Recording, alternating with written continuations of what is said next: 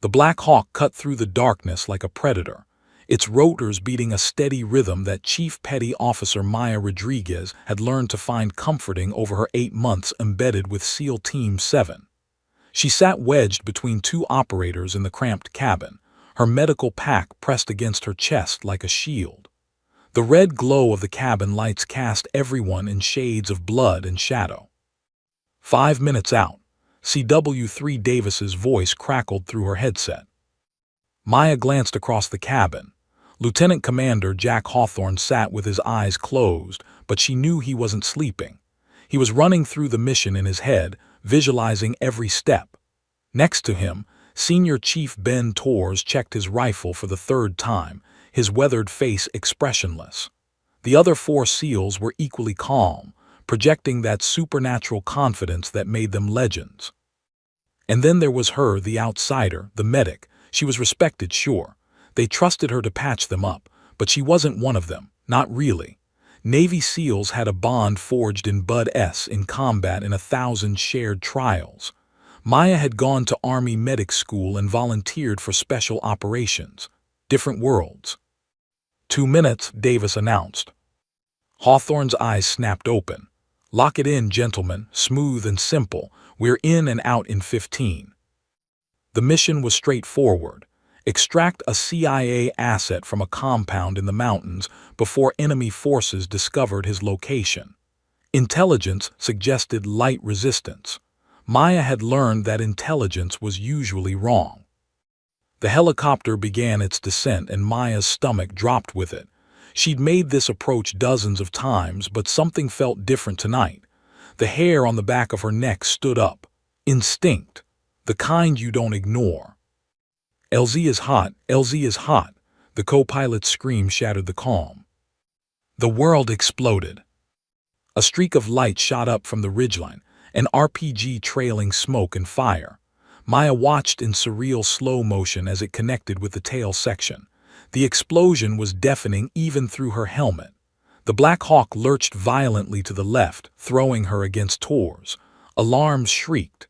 Red warning lights flooded the cabin. Taking fire from multiple positions, Davis shouted, his voice strained as he fought the controls. Another RPG.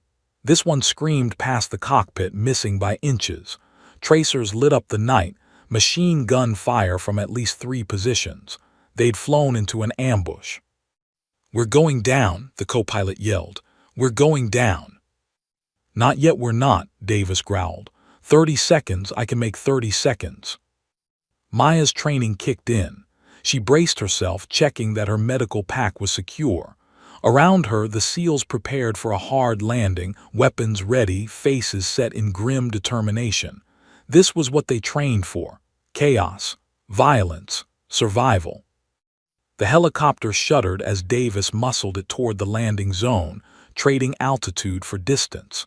Maya could see his shoulders straining, every muscle fighting to keep them airborne. Blood ran down the side of his face from a head wound, but his hands never wavered on the controls. "Brace, brace, brace," he commanded. The Black Hawk hit the rocky terrain at a 45-degree angle. The impact was catastrophic. Maya's helmet slammed against the bulkhead. Her vision exploded with white stars. The shriek of tearing metal filled her ears. The airframe groaned and twisted.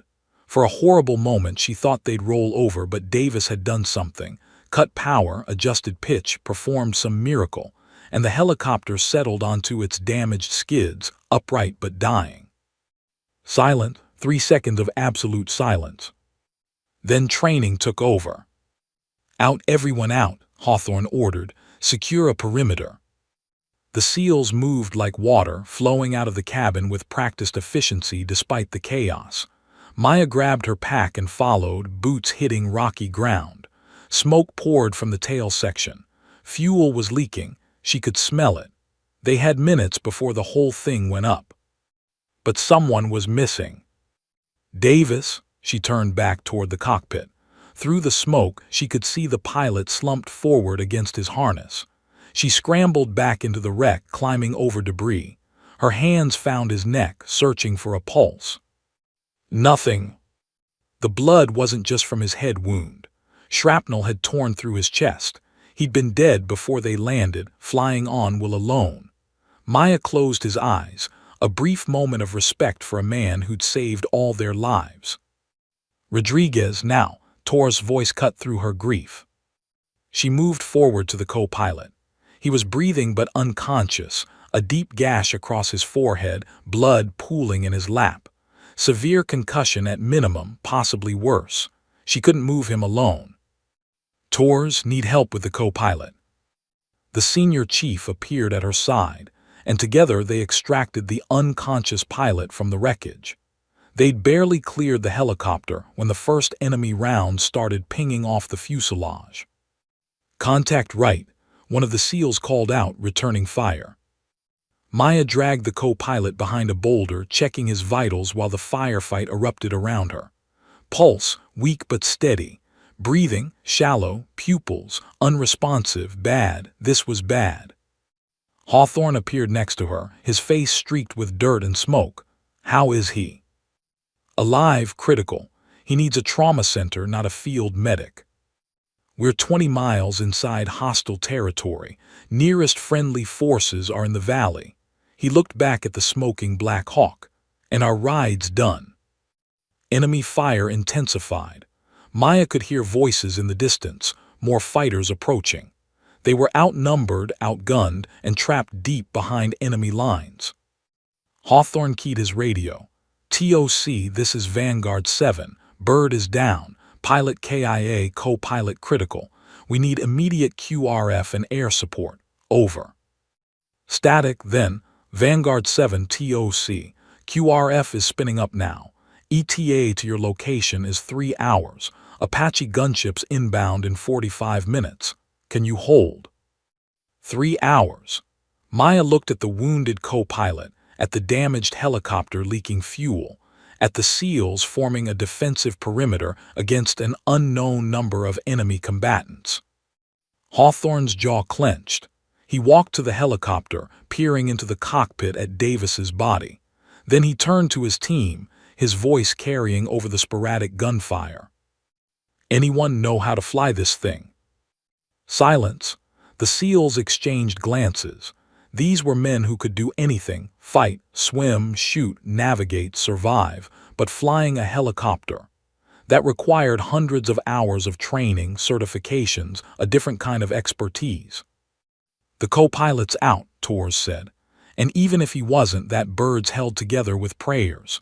The tail rotors shredded. Maya stared at the Black Hawk. Warning lights still flashed in the cockpit. The engines were damaged but possibly functional. The airframe was bent but not broken. It might fly, might. Her hands trembled. She hadn't touched helicopter controls in 3 years. 3 years of running from the memory, from the guilt, from the screaming in her nightmares. She'd sworn she'd never fly again. But looking at the wounded co-pilot, at the SEALs who'd become her brothers even if they didn't realize it, at the enemy forces closing in through the darkness, she knew there was no choice. Maya stood up slowly. Every eye turned to her. She met Hawthorne's gaze, her voice steady despite the storm raging inside her. "I can fly it." The words hung in the air like a grenade with the pin pulled. Tor's mouth fell open. Hawthorne's eyes widened. Even the other SEALs, focused on their sectors, glanced back in shock. "You're a medic," Tor said slowly, as if she'd lost her mind. Maya moved toward the helicopter, muscle memory already calculating systems checks, damage assessment, probability of success. The numbers weren't good, but they were better than 0. "I was a pilot," she said quietly. "Before I was a medic, Army, Apache, before I stopped flying." She didn't explain further. Couldn't. Not now. Not with the clock ticking and death approaching from multiple directions. Hawthorne studied her face for a long moment. Then he made his decision, the kind of gut call that separated good officers from dead ones. "Tors, get everyone loaded. Rodriguez, assess the bird. If you say we can fly, we fly." He paused. "Can we?" Maya climbed into the pilot's seat, her hands shaking as they touched the controls that once felt like extensions of her body. The instrument panel was a nightmare, warning lights, cracked gauges, system failures cascading. But underneath the damage, she felt it. The helicopter wanted to fly. She looked back at Hawthorne, at Tors, at the team that needed her to be something she'd buried 3 years ago. Yes, she lied, we can fly. Because sometimes the only difference between courage and insanity is whether you succeed. And Maya Rodriguez was about to find out which one she had. Maya's hands hovered over the cyclic, not quite touching. 3 years. 3 years since she'd sat in a pilot's seat. 3 years since Afghanistan. 3 years since the village. Rodriguez, Hawthorne's voice pulled her back. Talk to me. What are we looking at? She forced herself to focus, running her eyes across the instrument panel. Training took over, even through the fog of memory. Hydraulic system is compromised, fluid pressure dropping but still functional. We've got maybe 30% tail rotor authority. The main rotor is intact but the transmission is damaged. Fuel lines are leaking, which means we're burning through what's left faster than normal. Tors appeared at the cockpit door, his skepticism written across his face. You're telling me you can fly this wreck? I'm telling you I can try. Maya's voice was steadier than she felt. It won't be pretty, and we won't make it far, but it's better than waiting here to die. She didn't tell them that the last helicopter she'd flown had looked better than this one, and had still fallen out of the sky. Afghanistan, 3 years ago. The memory hit her like a physical blow. She'd been leading a 2-ship Apache formation, providing close air support for a ground unit pinned down by Taliban fighters. The engagement had gone on for 40 minutes, 40 minutes of circling, firing, coordinating. Then the warning lights, transmission failure. They'd limped away from the fight, trying to reach the nearest fob. We're not going to make it, her co-pilot, Lieutenant Sarah Chen, had said, watching the gauges plummet. Yes, we will, Maya had been so certain, so determined. Below them, a village, just a small cluster of mud brick homes in the valley. Beyond it, empty desert. She could have set down in the desert, should have set down in the desert. But that would have left them exposed, 3 miles from help, vulnerable to any enemy forces in the area. I'm putting us down near the village, Maya had announced. Close enough for cover, far enough to avoid civilian structures. She'd been wrong. The transmission had failed completely at 200 feet. The Apache had spun out of control, Maya fighting it all the way down, managing to keep them upright but unable to control their trajectory. They'd crashed through the wall of a home where a family had been sheltering from the firefight. 2 children dead, a mother with a broken spine.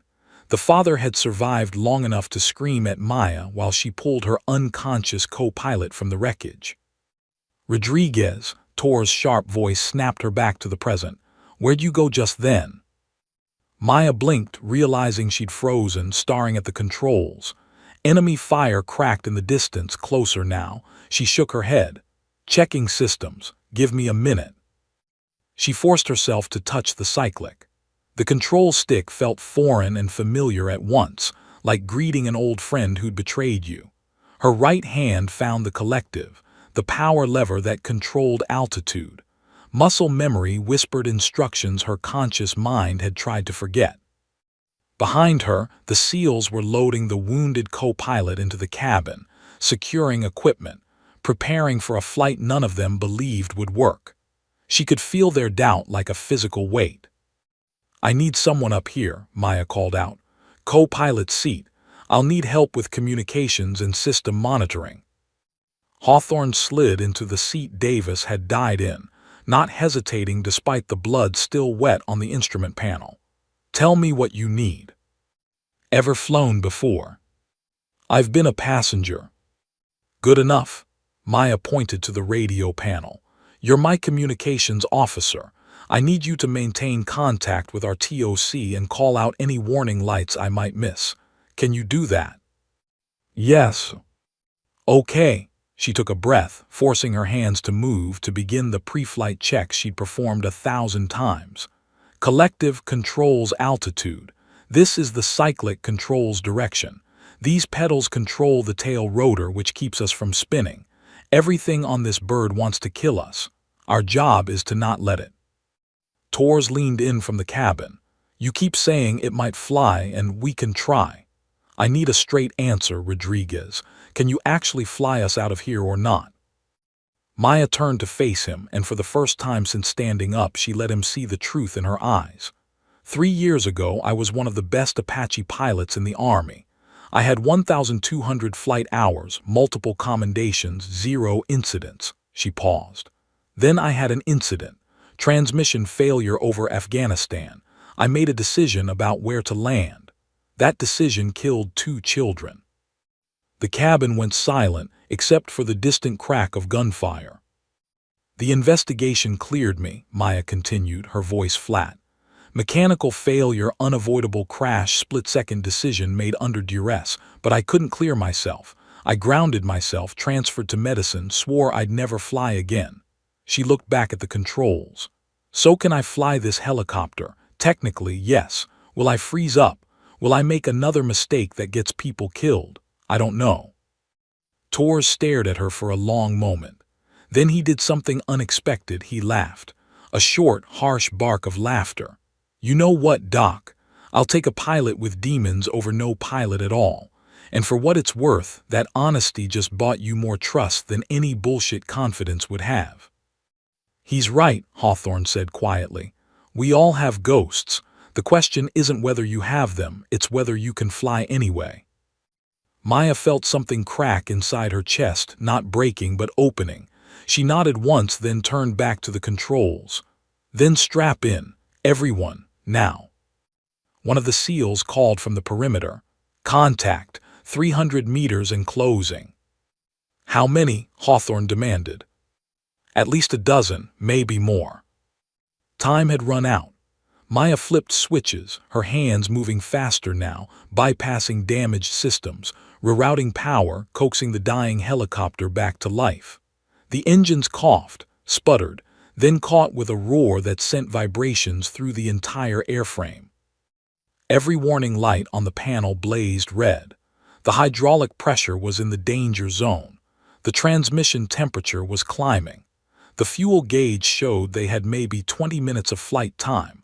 The tail rotor made a grinding sound that promised imminent failure.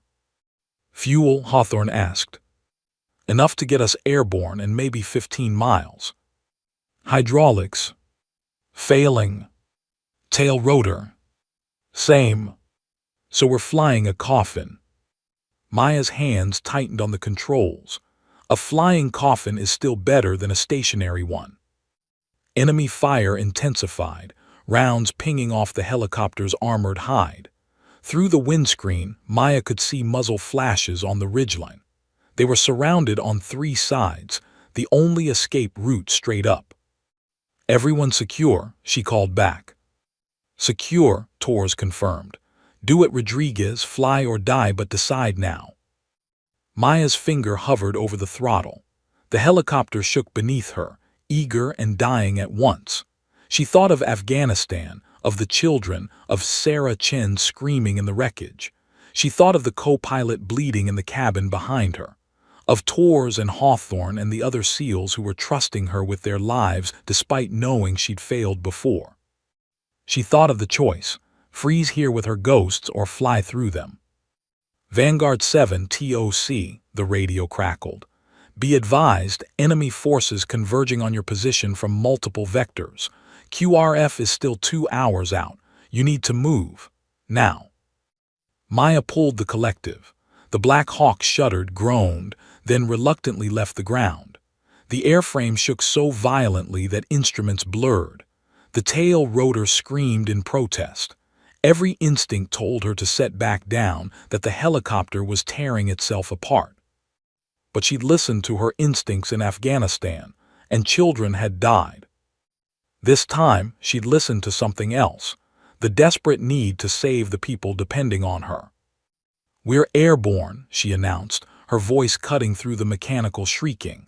The helicopter clawed for altitude, spinning slightly as the damaged tail rotor struggled to compensate. Barely. Hawthorne gripped the sides of his seat as the world tilted beneath them. Define barely. Maya fought the controls, every muscle straining. We're flying, that's all that matters. But as they climbed into the darkness, trailing smoke and prayers, she knew the hard part wasn't taking off. It was staying alive long enough to land. The Black Hawk lurched violently to the left the moment they cleared 50 feet. Maya's arms burned as she fought the cyclic, compensating for the damaged tail rotor's tendency to spin them into a death spiral. Sweat poured down her face despite the cold night air rushing through the bullet holes in the fuselage. Altitude 100 feet, Hawthorne called out, reading the instruments. Airspeed 40 knots. Too slow, Maya muttered through gritted teeth. But if I push her harder, the transmission will seize. A tracer round streaked past the cockpit, so close Maya could feel the heat. The enemy hadn't given up just because they were airborne. They were tracking the helicopter, firing everything they had at the slow-moving target. Taking fire from the ground, one of the SEALs shouted from the cabin, "Permission to return fire." "Negative," Maya snapped. "We're too unstable, any shift in weight distribution and we're done. Everyone stay exactly where you are." She pushed the cyclic forward, dropping the nose to gain airspeed. The helicopter responded like a drunk elephant, sluggish and unpredictable. Every control input had to be exaggerated, compensating for systems that were barely functioning.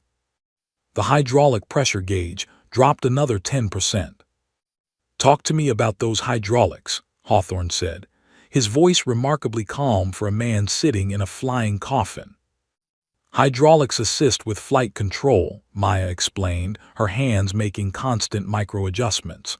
"Without them, the controls become extremely heavy. I can still fly, but it takes more strength, more effort. If we lose hydraulics completely..." She didn't finish the sentence. "We crash," Torres supplied from the cabin. "Great. Anything else we should know?" Maya checked the gauges, her heart sinking. "Fuel consumption is twice what it should be. The leak is worse than I thought. We've got maybe 15 minutes before we're gliding." 15 minutes to cover 20 miles. Hawthorne did the math quickly. "That's not enough." "I know. So what's the plan?" "Stay airborne as long as possible. Find somewhere defensible to set down before the fuel runs out. Pray the QRF reaches us before the enemy does." A warning buzzer screeched. Maya's eyes shot to the instrument panel. Transmission temperature critical. The grinding noise from the tail rotor grew louder, metal on metal, a sound that promised catastrophic failure. "What was that?" Torres demanded. "Transmission is overheating. The tail rotor bearing is disintegrating." Maya's voice remained steady, but inside she was calculating frantically. "We need to reduce power, but if we reduce power, we'll lose altitude and airspeed." "Catch-22, Hawthorne observed. "Welcome to aviation." She leveled off at 200 feet, following the terrain contours. They were flying over a rocky valley now, jagged peaks on either side. The helicopter's shadow raced across the ground, illuminated by the three-quarter moon. Beautiful country to die in. "How long on that tail rotor?" Torres asked. Maya listened to the grinding, felt the vibration through the controls. 10 minutes, maybe less. When it goes, we'll start spinning. At this altitude, I'll have about 5 seconds to auto-rotate before we hit the ground. Auto-rotate. Controlled crash, and that's if I do it perfectly. The cabin fell silent. Maya could feel the weight of 7 lives pressing down on her shoulders. 7 men who'd trusted her when she said she could fly. 7 men who might die because she'd been arrogant enough to think she could outrun her past. Afghanistan, the spinning, the screaming of metal and engines and Sarah Chen yelling, "We're going in, we're going in," the sickening crunch of impact, the smell of aviation fuel and blood and smoke, the little girl's shoe in the rubble, so small, so impossibly small. Rodriguez. Maya blinked hard. The helicopter had drifted right toward the cliff face. She corrected sharply, too sharply, and they yawed left. The wounded co-pilot groaned in the back as the motion jostled him. "Sorry," she managed, correcting. Hawthorne turned to look at her. "You good?" "I'm fine." "You don't look fine. You look like you're somewhere else." "I said I'm fine." The snap in her voice surprised even her. Tors unbuckled and moved forward, crouching between the seats despite Maya's earlier order to stay put. "Listen, Doc. I don't know what happened in Afghanistan, and right now I don't care. What I care about is that you're flying us out of hell, and you're doing a damn good job. But if you're going to space out and fly us into a mountain, I need to know now." Maya's hands tightened on the controls. "I won't." "Promise." She met his eyes in the reflection of the windscreen, saw the concern there, not doubt, not judgment, just a warrior who needed to know his pilot was present. "I promise." Tors nodded and returned to his position. "Okay then, so what do you need from us?" The question caught her off guard. "What?" "You're not just a passenger anymore, Rodriguez. You're flying. That makes you the pilot in command. So command, tell us what you need." Something shifted in Maya's chest. For 3 years she'd been hiding in the role of medic, a support position, never leading, never making the critical calls. But Tors was right. The moment she'd touched these controls, she'd become responsible for this mission. She took a breath and let herself step into the role she'd abandoned. "Hawthorne, I need you monitoring fuel consumption and warning lights. Call out anything that changes. Tors, redistribute weight in the cabin. Move the medical supplies to the left side. We're flying right heavy and it's killing my control authority. Everyone else, secure anything loose. When this tail rotor fails, we're going to spin, and I need nothing sliding around." "Roger that." Tors moved immediately, directing the other SEALs. Maya adjusted their heading, following a dry riverbed that offered the flattest terrain. Her mind raced through options, calculating distances, fuel consumption, system failures. The math kept coming up short. "Hawthorne, how far to the nearest friendly position?" 17 miles to the patrol base in the valley." "We won't make it. Fuel will run out in 12 minutes. We need an alternate landing zone." Hawthorne pulled up the map on his tactical display. "There's a village 8 miles ahead. Beyond that, nothing but mountains until we reach the valley." A village, of course. Maya felt the universe laughing at her. "What about that village?" she asked, keeping her voice neutral. "Intel says it's been contested. Taliban presence in the area, but also locals who have cooperated with coalition forces. Unknown if they're friendly or hostile." "Perfect," Maya muttered. "What's beyond the village?" "Open terrain for about 3 miles, then a narrow valley that leads toward friendly territory. But the valley is a natural choke point. If the enemy knows we're there, they'll bottle us up." The fuel gauge dropped another notch. 10 minutes. The tail rotor grinding grew louder. 8 minutes on that, maybe. Maya made her decision. "We're going for the village. It's our only option." "That puts civilians at risk," Hawthorne said quietly. "I know," the words tasted like ash. "But we won't make it past the village. We set down in the open, we're exposed. At least near the village we might find cover, possibly aid. And if they're hostile, then we die near mud walls instead of in the open. Either way, we're on the ground in 10 minutes." Hawthorne studied her profile. "You've been here before, not here but this situation, this choice." Maya's jaw clenched. "Yes." "What happened?" "Children died." The words came out flat, emotionless. "I made the same call, I chose the village, and children died." The cabin was silent except for the screaming of damaged machinery. Maya expected Hawthorne to question her, to demand a different plan, to take command himself. Instead, he said, "What would you do differently this time?" The question surprised her. "What? If you could go back to Afghanistan with what you know now, what would you change?" Maya thought about it, really thought about it for the first time in 3 years. Nothing. The mechanical failure wasn't my fault. The crash site wasn't my choice. The helicopter chose it when the transmission failed. I saved my crew. That's all I could have done. Then why are you carrying it? Because knowing something intellectually and believing it are two different things. Fair enough. Hawthorne turned back to the instruments. But for what it's worth, I trust your judgment. We all do. You got us off the ground when everyone thought we were dead. Now get us down alive. A warning light flashed. Fuel at critical level, 7 minutes. The tail rotor bearing seized for a half second, and the helicopter started to spin. Maya stomped the pedal, overcorrected, fought it back to straight flight. Her arms screamed with fatigue. Village ahead, Tors called, 2 miles. Maya could see it now, a cluster of lights in the darkness.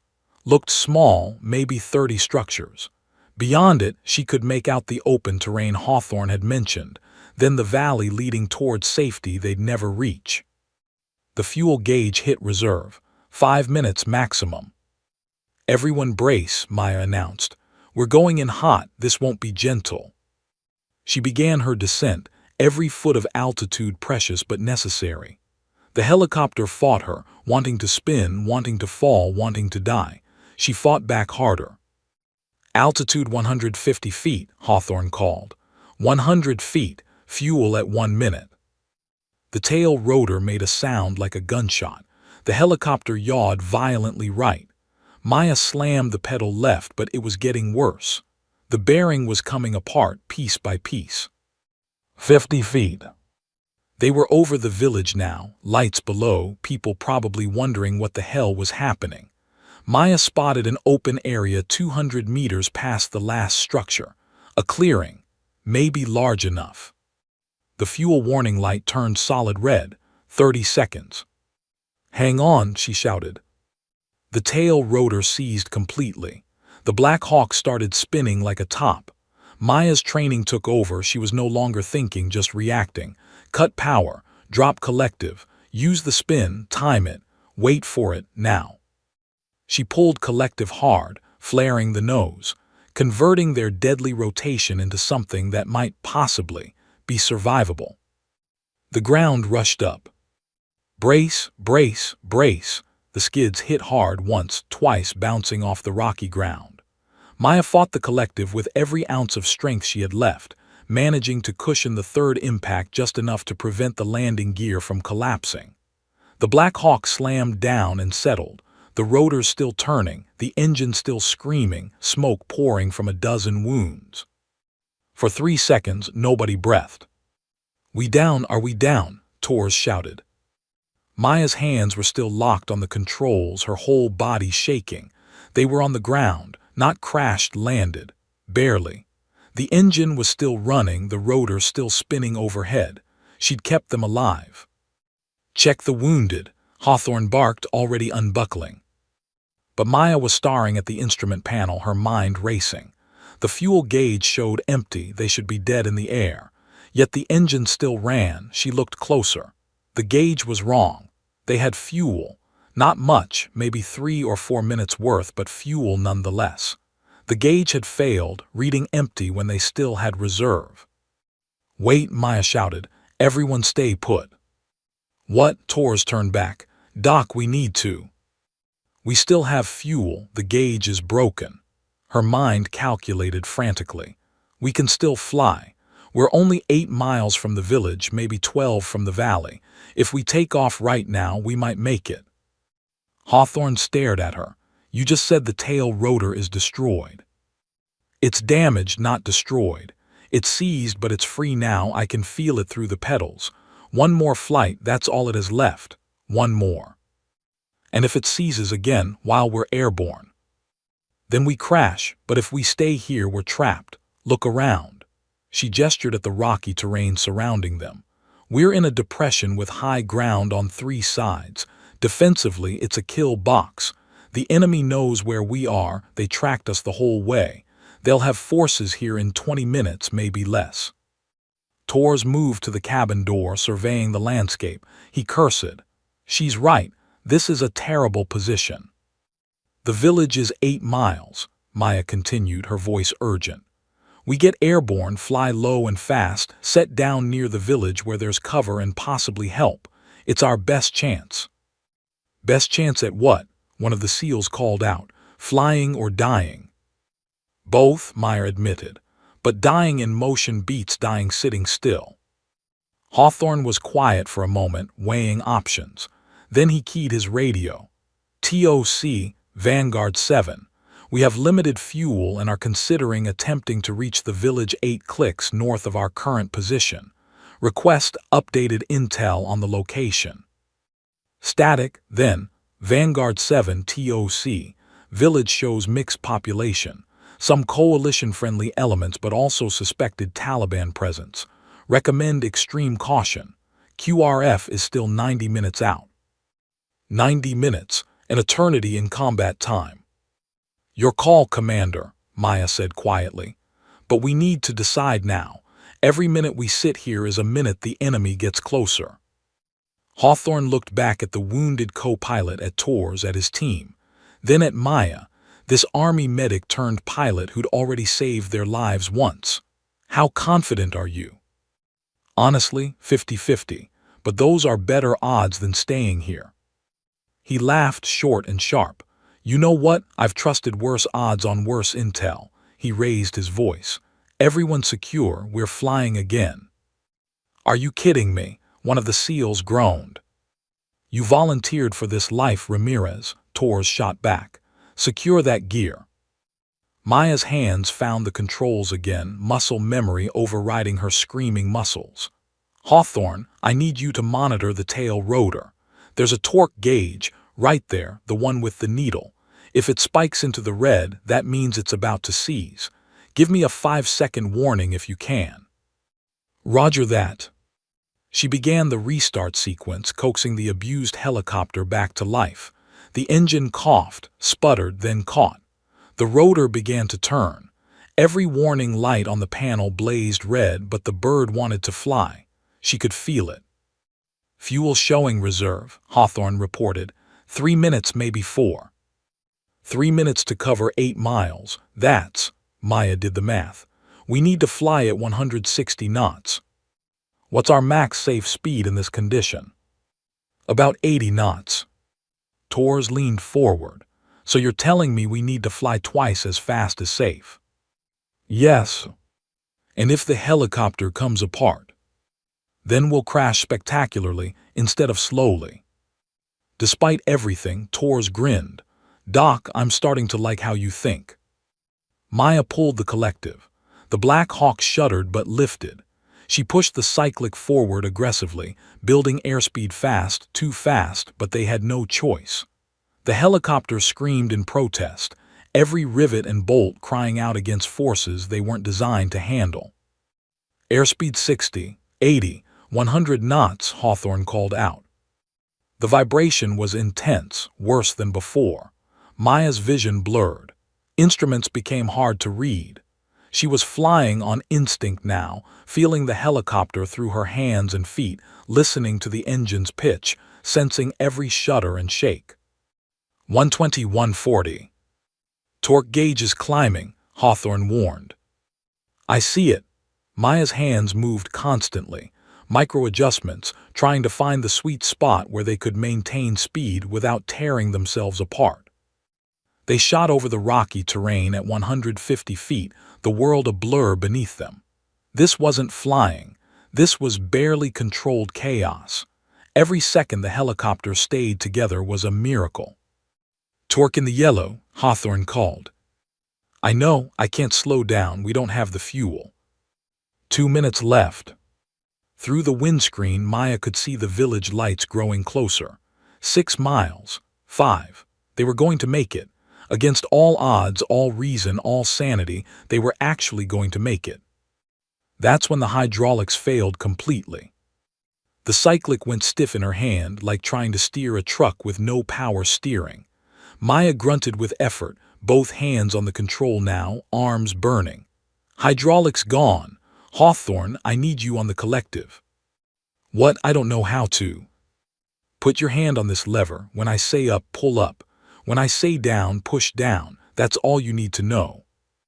Hawthorne grabbed the collective with his right hand while keeping his left on the instrument panel. They were a two-person pilot now, Maya providing the skill, Hawthorne the extra strength. "Torque in the red," he shouted. "How red?" "Very red," the needles pegged. 4 miles to the village, 90 seconds of fuel. Maya could hear the tail rotor grinding again, metal on metal, the bearing disintegrating. They weren't going to make it, not to the village, not even close. "Up," she commanded, "pull up." Hawthorne pulled. The helicopter climbed, gaining altitude, 200 feet, 300 feet. They needed height. When the tail rotor failed, and it would fail, she needed altitude to auto-rotate. "Fuel at 30 seconds, Torres called from the back. 3 miles too far, way too far. There, Hawthorne pointed. That clearing half a mile ahead. Maya saw it, a flat area just beyond a small cluster of structures. Not the village they'd been aiming for, but close enough. Maybe close enough. Down, push down. They descended rapidly, trading altitude for distance. The clearing rushed up at them. The engine coughed. Fuel starvation. 20 seconds, maybe. The tail rotor seized. The world began to spin. Maya had done this before, practiced it 100 times in simulators, executed it in training. Auto-rotation. When the engine quits, use the falling motion to keep the rotor spinning, maintain some control, time the landing perfectly. She'd aced every test. But this wasn't a test. This was a damaged helicopter, spinning out of control, at night, with 7 lives depending on her remembering lessons from a lifetime ago. "Collective down," she shouted at Hawthorne, "all the way down." The helicopter fell like a stone, spinning faster now. The clearing was below them, but it was rotating, making it impossible to judge distance. Maya counted the rotations, feeling the rhythm, waiting for the exact right moment. "Afghanistan, the spinning, the children, don't think about it. Don't think, just fly." 100 feet, Torres called out, his voice remarkably steady for a man in a spinning coffin. Maya waited. 50 feet. The ground a blur. Every instinct screamed to pull up now, but pulling too early would bleed off the rotor speed they needed to cushion the landing. 50 feet. Wait for it. 30 feet. Wait. Pull up, pull up. Up, all the way up, Maya shouted. Hawthorne yanked the collective to the maximum. The rotor bit into the air, fighting gravity and inertia. The fall slowed. The spin continued, but slower now. The skids rotated into position beneath them, once, twice, and on the third rotation they hit. Hard. The impact threw Maya against her harness. Her helmet cracked against the instrument panel. Stars exploded across her vision. Metal screamed. Something snapped in the airframe. The helicopter bounced, tilted dangerously to the right, and for a horrible moment she thought they'd roll over. Then they settled, upright, on the ground, the rotor winding down above them with a dying whine. Silent, beautiful, terrifying silence. Maya sat frozen, hands still locked on the controls, unable to believe they weren't dead. Her whole body shook. Next to her, Hawthorne was breathing hard, his knuckles white on the collective. "Everyone alive," Torres called out. One by one, the seals sounded off. All conscious. Various injuries. Ramirez thought he'd cracked a rib, another had a bloody nose, but everyone alive. Maya looked at the dead instruments, at the smoking engine, at the clearing around them illuminated by moonlight. They'd made it. Somehow, impossibly, they'd made it. "Rodriguez," Hawthorne said quietly. "Yeah. That was the worst flying I've ever experienced." She turned to look at him, saw the grin spreading across his face. "But also the best. You got us down alive twice." Before Maya could respond, Torres appeared at the cockpit door. "Hate to break up this moment, but we've got company." Through the windscreen, Maya saw them, figures emerging from the nearby structures. Villagers moving cautiously toward the crashed helicopter. Some carried weapons. Behind them in the distance more lights, vehicle lights, moving fast. The enemy had found them. And this time there was no flying away. Weapons ready but down, Hawthorne ordered, his voice cutting through the cabin. Nobody fires unless I give the word. Rodriguez with me. Torres, get everyone out but keep them tight on the bird. Maya unbuckled with shaking hands and followed Hawthorne out of the cockpit. Her legs nearly gave out when she hit the ground, adrenaline crash mixing with exhaustion. She steadied herself against the helicopter's fuselage, still warm from the dying engine. The villagers stopped 30 feet away. 8 of them, maybe 10. Maya counted at least 4 AK-47s, but the weapons were slung or pointed down. Not aggressive. Not yet. An older man stepped forward, his weathered face unreadable in the moonlight. He wore traditional dress and a pack-all hat. His eyes moved from the smoking helicopter to the armed Americans to the injured co-pilot being carefully extracted from the cabin. He spoke in Pashto, words Maya didn't understand, but the tone was clear, cautious curiosity mixed with concern. Hawthorne responded in halting Pashto, gesturing to the helicopter to his team. Maya caught a few words she recognized. American, help, Taliban. The elder's expression shifted. He responded rapidly, pointing back toward the village, then at the lights in the distance, the enemy vehicles that were getting closer by the second. What's he saying? Maya asked quietly. The village is called Zarin. He's the elder Abdul Qadir. He says the Taliban have been pressing them for support, but they've resisted. He'll hide us, but we're putting them in danger. Hawthorne's jaw clenched. Those vehicles are Taliban fighters from the next valley. They've been tracking us. Maya looked at the approaching lights, maybe 5 minutes away. Then at the village, mud brick homes, narrow alleys, families inside, families with children. Her chest tightened. We should move to that ridgeline, she said, pointing to high ground 400 meters east. Defensible position. We don't put the civilians at risk. That ridge is a death trap, Torres interjected, appearing beside them. No cover, no concealment, no escape route. We'd be surrounded in 10 minutes. But the village gives us structures for cover, multiple escape routes, and possibly allies. Torres' voice was firm but not unkind. Doc, I get it. Afghanistan, but this is different. How is it different? Maya's voice rose despite herself. We bring our fight here, people die, innocents die. How is that different? The elder spoke again, more urgently now. Hawthorne listened, then translated. He says the Taliban will come to the village anyway looking for us. If we're not here, they'll punish the village for helping us. If we are here, at least we can fight together. He doesn't know what he's agreeing to, Maya protested. Abdul Qadir switched to broken English. I know war, I know Taliban. They take my son 2 years ago. They burned my brother's home last year. His eyes met Maya's, hard and certain. You stay, we fight. Better to die fighting than die begging. The vehicle lights were closer now. 3 minutes, maybe less. Maya looked at the elder, at Hawthorne, at the smoking wreck of the helicopter that she'd somehow kept flying, at the SEALs who were watching her, waiting. Afghanistan, the village, the compound wall crashing down, the screaming, the little girl's shoe. But this wasn't Afghanistan. These people weren't asking for protection, they were offering it. Abdul Qadir wasn't a victim of her choice. He was making his own choice, fully aware of the cost. Maya, Hawthorne used her first name, something he'd never done. We need to decide now. She took a breath, made her choice. We stay, but we set up defensive positions away from the main homes. We minimize civilian exposure. Agreed. Hawthorne turned to Abdul Qadir, speaking in Pashto. The elder nodded and called out to the other villagers. They moved quickly, purposefully, like people who'd prepared for this moment.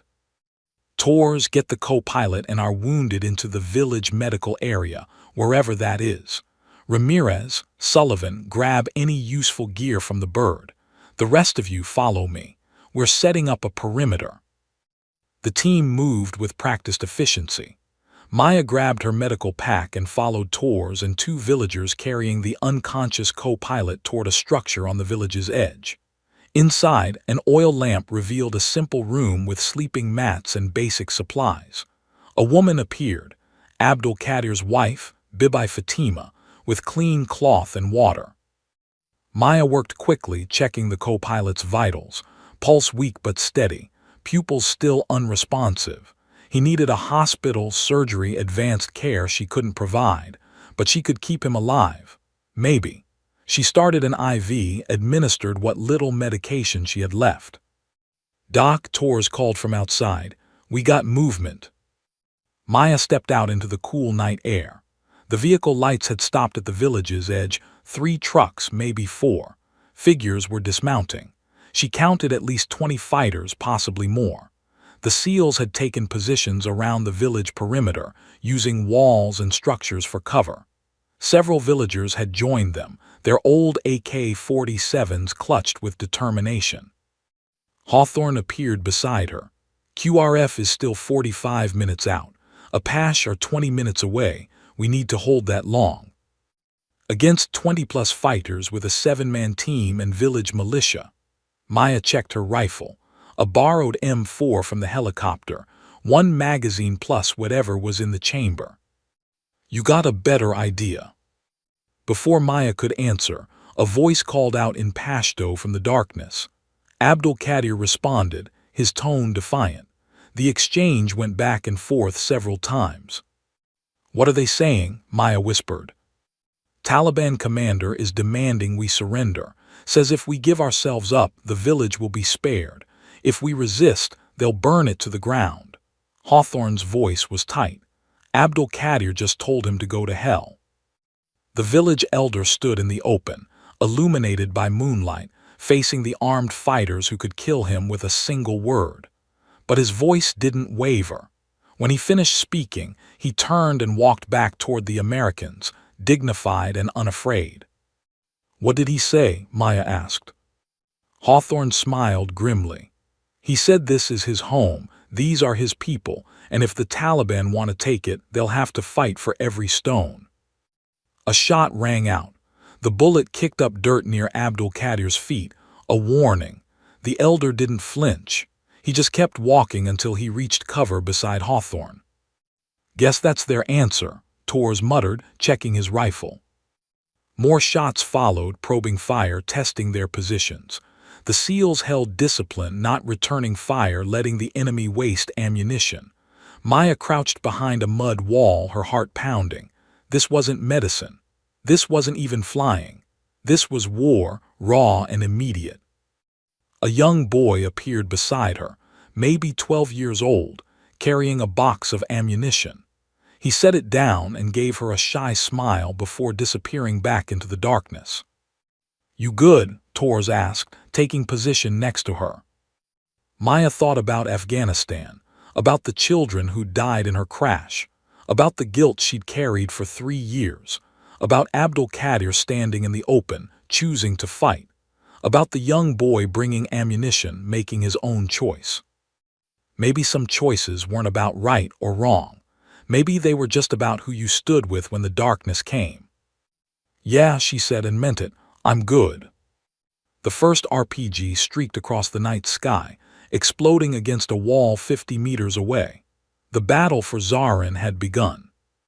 "Here they come," Hawthorne shouted. "Weapons free, weapons free." Maya raised her rifle, picked her target, a fighter advancing across open ground, and squeezed the trigger. The M4 bucked against her shoulder. The fighter went down. She moved to the next target. Beside her, Tors fired in controlled bursts. Villagers added their weapons to the defense. The sound was deafening.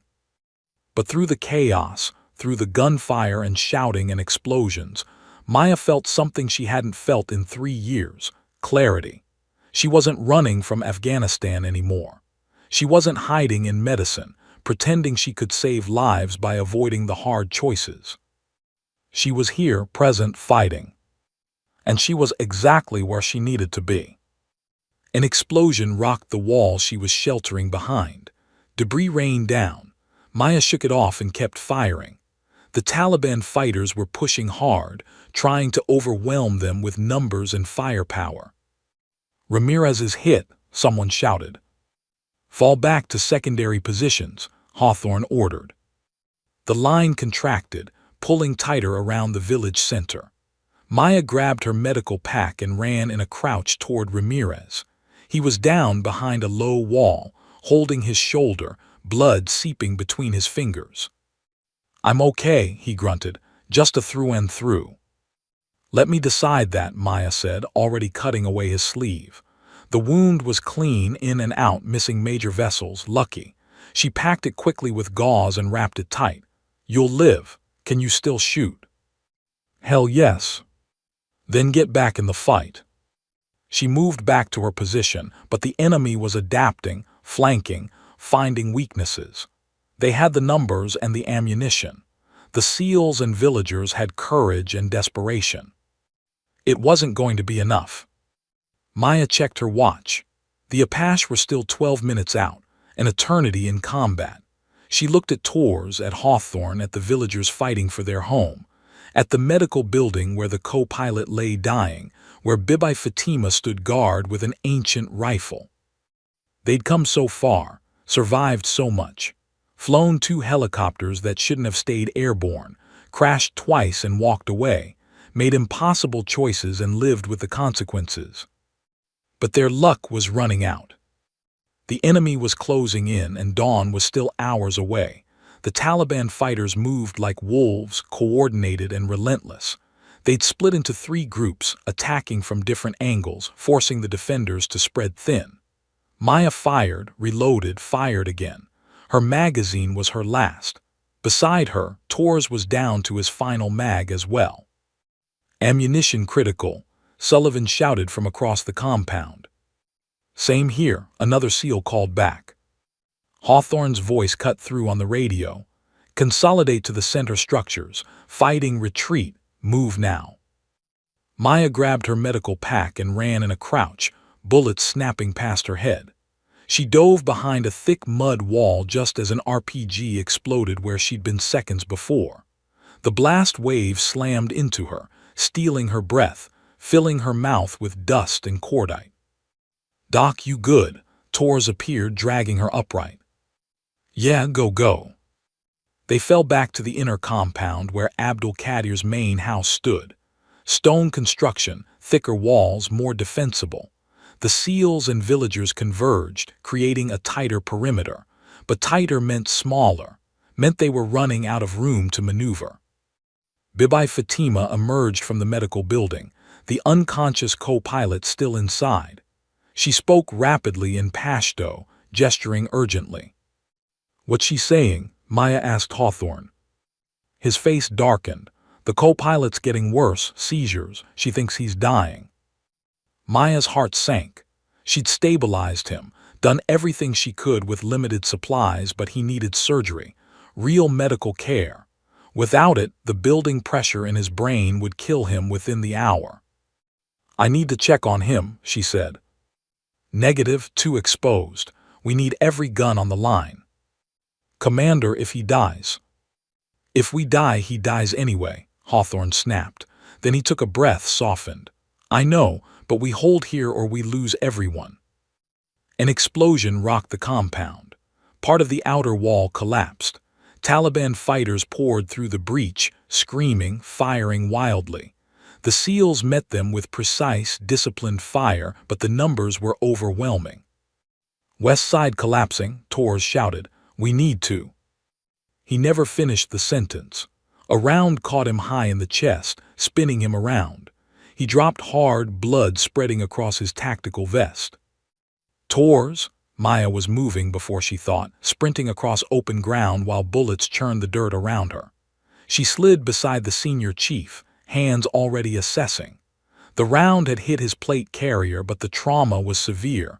Blunt force to the chest, possibly broken ribs, definitely internal bleeding. Tors coughed, blood on his lips. "That all you got?" he wheezed, trying to smile. "Shut up, don't talk." Maya's hands moved fast, checking for exit wounds, feeling for instability. His pulse was rapid, thready, shock setting in. Maya, he used her name, his voice serious. You gotta get these guys out. I'm getting all of us out, including you. Listen to me. He grabbed her wrist, surprisingly strong. You flew us this far, you can fly us home. Don't let the ghosts win. Before Maya could respond, Hawthorne was there, providing covering fire while she worked. How bad? Bad, he needs a trauma surgeon. Add him to the list. Hawthorne's voice was grim. We're down to 60 rounds total, maybe less. The Apache are 8 minutes out, but I don't think we have 8 minutes. Maya looked around the compound. 2 SEALs wounded, Tor's critical. The co-pilot dying. Abdul Qadir's villagers fighting with courage but aging weapons, against 20-plus Taliban fighters with modern weapons and unlimited ammunition. The math didn't work. We need to break contact, she said. Fall back to the medical building. It's the most defensible structure. Hold there until the Apache arrive. We fall back. We abandon the outer positions. They'll have clear fields of fire on the building. We stay here. We're overrun in 5 minutes. Hawthorne weighed the options for exactly 2 seconds. Sullivan, Ramirez, suppressing fire on my mark. Everyone else grab wounded and fall back to the medical building. We're going to castle up. Castle up meant making a last stand in the most defensible position available. It meant acknowledging they couldn't hold the whole village. It meant survival became the only objective. The SEALs opened up with everything they had left, pouring fire into the attacking forces. Under that cover, Maya and 2 villagers dragged Tors toward the medical building. Every step felt like a mile. Bullets cracked overhead. An RPG exploded nearby, showering them with debris. They burst through the door. Bibi Fatima was there, kneeling beside the co-pilot, praying. The young boy who'd brought ammunition earlier stood guard with a rifle too big for his frame. His eyes were wide but determined. Clear the center, Maya ordered. Make room for wounded. They laid Tors beside the co-pilot. Maya worked on both simultaneously, IV for Tors, checking the co-pilot's pupils, trying to be 2 medics at once. Her hands shook with exhaustion and adrenaline, but she forced them steady. Outside, the suppressing fire died down as the SEALs fell back. Hawthorne was the last through the door, slamming it shut, throwing the wooden bar across. It wouldn't stop bullets, but it would slow the enemy. Status, he barked. West wall breached, north position overrun. We're surrounded. That was Sullivan, reloading his last magazine with careful precision. Ammunition. 40 rounds. Maybe 50 if we check all the pouches. Grenades. 2. Hawthorne looked at his watch. Apache in 6 minutes. We hold until then. 6 minutes, Ramirez laughed bitterly. Might as well be 6 hours. Then we make it 6 hours worth of fight in 6 minutes. Hawthorne moved to a window, scanning the compound. They're regrouping. Next push will be their final one.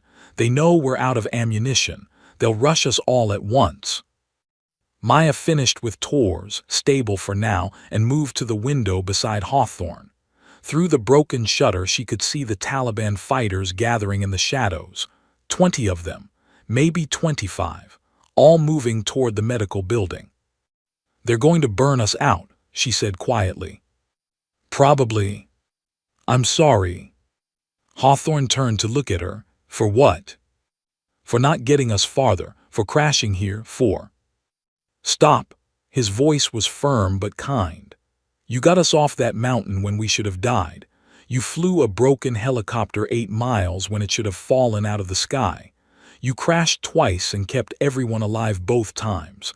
Whatever happens in the next 6 minutes isn't on you.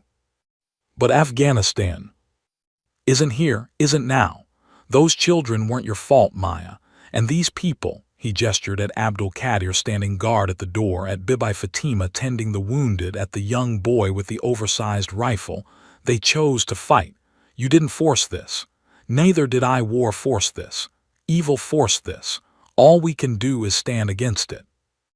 The words hit something deep in Maya's chest. For 3 years, she'd believed she was responsible for every consequence of her choices, good and bad.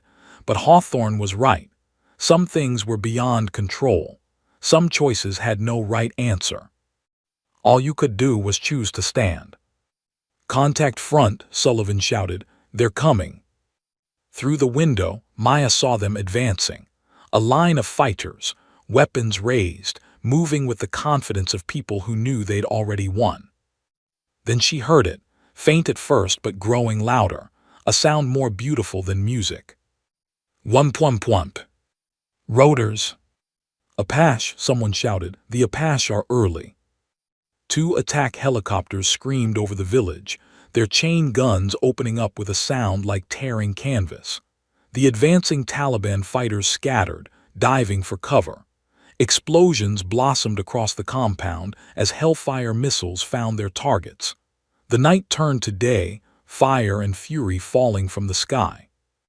"TOC Vanguard 7, Hawthorne spoke into his radio, his voice cracking with emotion. "You are cleared hot, light them up." The Apache made another pass, and this time a Chinook followed, heavy and low, its rear ramp already lowering as it flared toward the compound center. "That's our ride," Torres coughed from the floor. "Somebody help me walk, I'm not leaving on a stretcher." "The hell you're not," Maya shot back, but she was grinning. They burst from the medical building, carrying the wounded, Abdul Qadir and his family with them. The Apache circled overhead like avenging angels, their guns keeping the remaining Taliban pinned. The Chinook touched down, and American medics rushed out, taking Torres and the co-pilot aboard. Maya helped load them, then turned to board herself. That's when she saw the young girl. She was maybe 7 years old, clutching her side, blood seeping between her fingers. Caught in the crossfire. Her father, one of the villagers who'd fought beside them, was carrying her toward the helicopter, screaming for help in Pashto. Maya froze, the girl's eyes, wide, terrified, dying. "Afghanistan, the shoe," the screaming. "Doc, let's go," Hawthorne shouted from the helicopter. Maya looked at the Chinook, at Hawthorne, at Torres being treated inside, at safety, at escape, at leaving this behind. Then she looked at the girl and made her choice.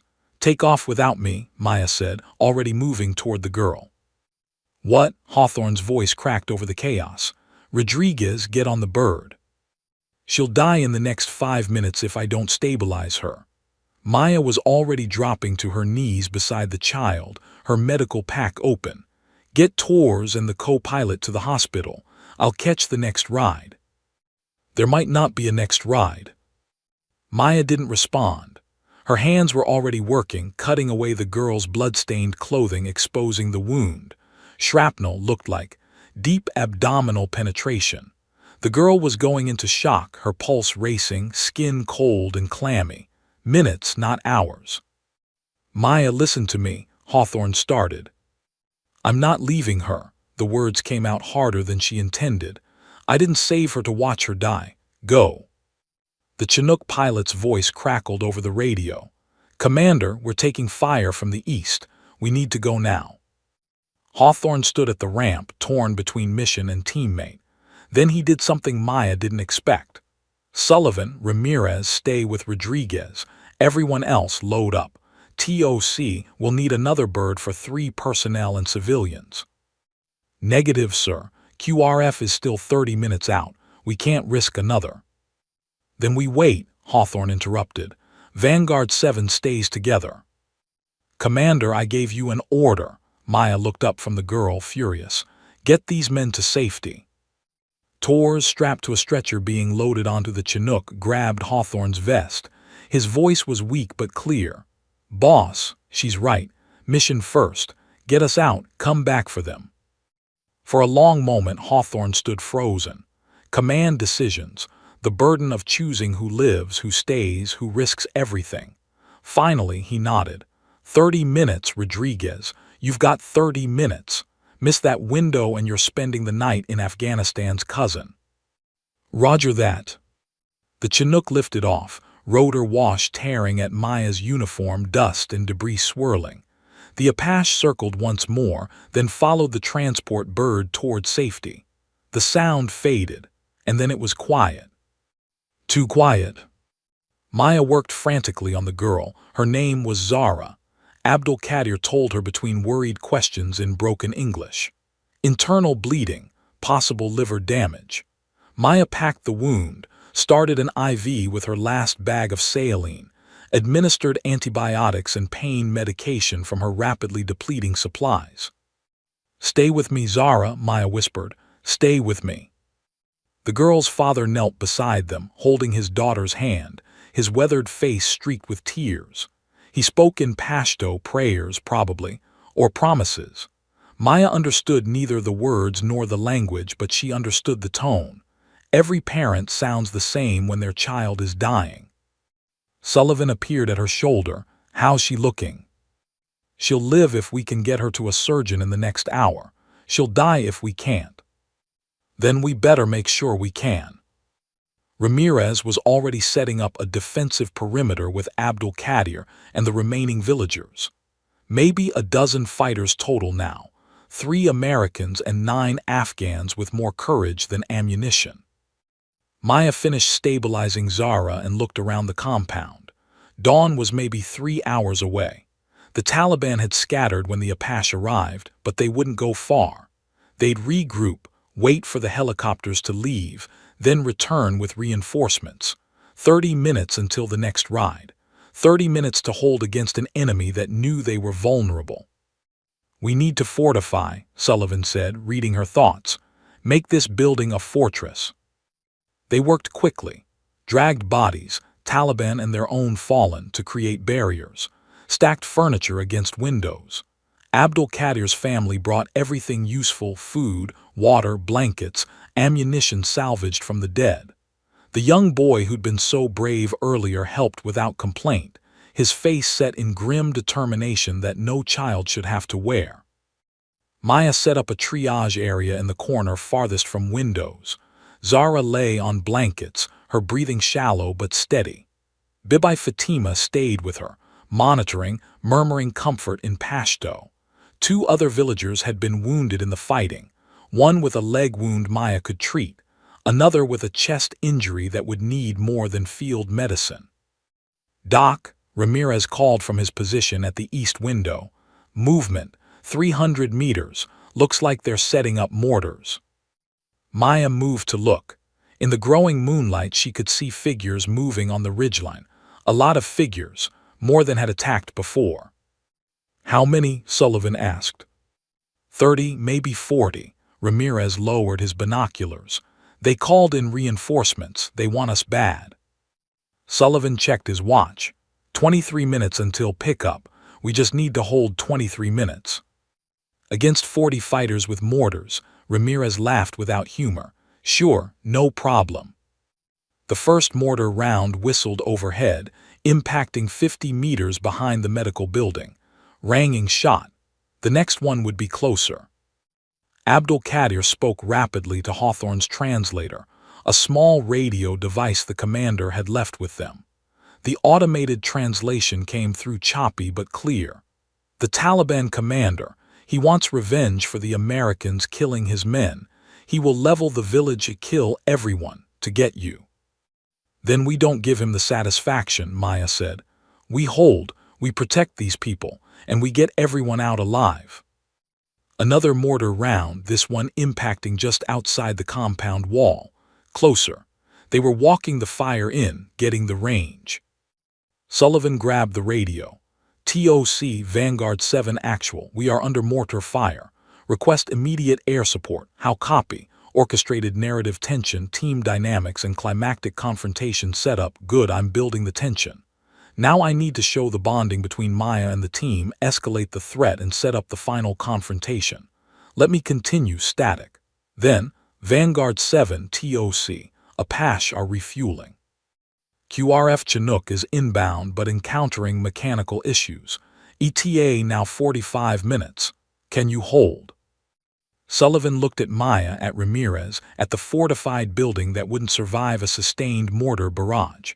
"Affirmative, TOC. Will hold." He clicked off the radio and slumped against the wall. 45 minutes. They're going to pound us into dust in 45 minutes. Maya checked her rifle. 1 magazine. Maybe 15 rounds. She looked at Zara, breathing peacefully despite the chaos, at the villagers who'd chosen to fight alongside them, at Abdul Qadir who'd lost so much and still refused to surrender his home. "Then we make those 45 minutes count," she said quietly. The mortar fire intensified. 3 rounds, 4, walking toward the building. The compound shook with each impact. Dust rained from the ceiling. The young boy pressed himself against his mother, trying not to cry. Between explosions, Maya heard something else. Vehicles. The Taliban were bringing trucks, probably to mount a ground assault while the mortars softened them up. "They're coming from multiple directions," Ramirez reported. "North, east, and west. South is our only open side, but it's a cliff face." "So we're trapped," Sullivan said. "We're defensive," Maya corrected. "There's a difference." A mortar round hit the compound wall, collapsing a section and opening another breach. Through the dust and smoke, Maya could see the trucks pulling up, fighters dismounting. At least 40, probably more. They moved with confidence, knowing the Americans were out of ammunition, out of time, out of options. The Taliban commander stood in the open, illuminated by vehicle headlights, and spoke through a bullhorn. His Pashto echoed across the compound. The translation device crackled. "Americans, surrender now and the villagers live, resist, and we kill everyone. You have 2 minutes, decide." Abdul Qadir stood, gripping his AK-47, and shouted back his response. No translation needed. The defiance in his voice transcended language. The commander laughed and raised his hand. Every weapon pointed at the medical building. "Here we go," Sullivan muttered, shouldering his rifle. "Been an honor, Doc." "Save it," Maya said. "We're not dying tonight." "You got a plan?" "I'm working on it." She wasn't. They had no ammunition, no air support, no reinforcements for 45 minutes. They wouldn't survive. The math didn't work. The odds were impossible. But impossible was just another word for hasn't happened yet. The Taliban commander dropped his hand. And then, impossibly, miraculously, Maya heard the sound that had saved them before. Whump whump whump. Not a pash this time, something bigger, heavier. The Chinook appeared over the southern cliff face, rising like a phoenix, its door guns already firing, tracers cutting through the darkness. The Taliban fighters scattered, diving for cover, their coordinated assault dissolving into chaos. "QRF," Sullivan shouted. "The QRF made it." But Maya was already moving, grabbing Zara, shouting orders. "Everyone to the landing zone. Now move." The Chinook couldn't land. The compound was too hot, too small, too dangerous. But it could hover at the cliff edge, close enough to load, close enough to save them. They ran through the smoke and dust, carrying wounded, helping villagers, Abdul Qadir's family moving together. The door gunners provided covering fire, keeping the Taliban pinned. Maya reached the cliff edge, passed Zara up to waiting hands, then helped lift others aboard. Sullivan and Ramirez were the last Americans in, still firing their final rounds. Abdul Qadir hesitated at the ramp, looking back at his village, his home, everything he'd built. Maya extended her hand. "Together," she said, "we go together." The elder looked at her and something passed between them. Recognition, respect, shared understanding of sacrifice and survival. He took her hand and climbed aboard. The Chinook lifted, pulling away from the cliff as RPGs streaked past. Maya looked down at the village, burning now, the Taliban taking their revenge on empty buildings. Abdul Qadir watched too, tears streaming down his face, but his jaw was set. He'd saved his people. That was what mattered. Inside the helicopter, medics worked on Zara, on the wounded villagers. Maya slumped against the bulkhead, exhausted beyond words. Sullivan sat beside her, grinning despite the blood on his face. "You know what, Doc? You're officially the craziest pilot I've ever met." "I didn't fly this one." "No, but you made us wait for you. That's even crazier." Maya looked at Zara, stable now, her father holding her hand, looked at the villagers who'd fought beside them, at Sullivan and Ramirez who'd refused to leave her behind. Maybe crazy was just another word for doing what's right even when it's hard. The flight back was quiet, peaceful. As dawn broke over the mountains, Maya finally let herself believe it. They'd made it, against every odd, through every impossible moment. They'd made it home. The Chinook touched down at forward operating base Salerno just as the sun broke over the mountains, painting the Afghan sky in shades of gold and crimson. Maya stumbled down the ramp, her legs barely holding her upright after 36 hours of adrenaline, fear, and impossible choices. Medical personnel swarmed the helicopter, extracting the wounded with practiced efficiency. Torres was already being rushed toward the surgical unit, still conscious, still fighting. He caught Maya's eye as they wheeled him past and managed a weak thumbs up. "Tell the boss. I want hazard pay," he rasped. "Tell him yourself," Maya shot back, but she was smiling through the exhaustion. The co-pilot, CW2 Michael Chen, she'd learned his name went next, his condition critical but stable enough for transport to Germany within the hour. Zara and her father were taken to the field hospital, Bibi Fatima and Abdul Qadir's family with them, all under asylum protection that Hawthorne had somehow arranged during the flight. Maya walked toward the medical tent on autopilot, ready to hand off her patients and collapse. But a hand caught her shoulder. Hawthorne stood there, still in his tactical gear, face streaked with dirt and smoke. Behind him, the rest of SEAL Team 7, those who'd made it back on the first bird, waited. "Rodriguez," Hawthorne said formally. "A word." She followed him to a quiet area behind the operations center. Dawn light cast long shadows across the base. Somewhere a radio crackled with routine traffic. Normal. After everything, normal felt surreal. "Have 3 things to say," Hawthorne began. "First, you disobeyed a direct order when you stayed behind for that girl." Maya straightened despite her exhaustion. "Yes, sir, I did." "Second, you risked the lives of Sullivan and Ramirez by forcing them to stay." "Yes, sir." "Third," Hawthorne's stern expression cracked into a smile. "That was the bravest thing I've ever seen, and I've seen a lot." Maya blinked, not trusting her ears. "You got us off that mountain when any sane person would have accepted death," Hawthorne continued. "You flew a helicopter that should have killed us and landed it twice. You stayed behind to save a child while helicopters were extracting. And through it all, you never stopped fighting." He paused. "That's not a medic, Rodriguez, that's a warrior." "I was just doing my job, sir." "Bullshit." The profanity surprised her. "Your job was to patch us up. You did that plus flew us out, fought beside us, and saved a village. That's not duty, that's courage." Maya felt something crack inside her chest, not breaking but opening. 3 years of guilt, of hiding, of believing she wasn't worthy of the wings she'd once worn. And here was a SEAL commander telling her she was a warrior. "I don't know what to say," she admitted quietly. "Say anything yet. I have a proposition." Hawthorne crossed his arms. "SEAL teams operate in situations where everything can go wrong in seconds. We plan for contingencies, but sometimes the universe throws us curveballs, like losing our pilots deep in hostile territory. We need someone who can fly when everything's broken, think when everything's chaos, and fight when everything's hell." Maya's heart began to race. "I'm requesting your transfer to SEAL Team 7, Hawthorne said. "Not as a medic, as our emergency pilot and aviation specialist. You'd maintain your medical certification, but your primary role would be aviation.